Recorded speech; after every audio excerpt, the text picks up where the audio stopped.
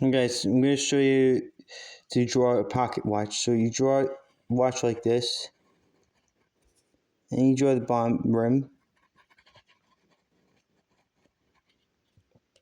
Then after that, you add the things like this, the numbers. You add this, and you add the dial, top and the bottom one. And you add a little thing like this. You add a little change like this.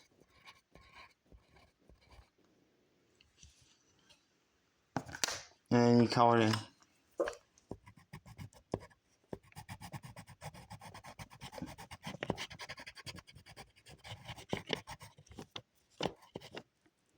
And this is how you draw a pocket watch.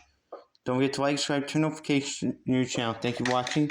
Appreciate your support and have a very nice day. Thank you for all the lovely comments. Make me very happy and appreciate it.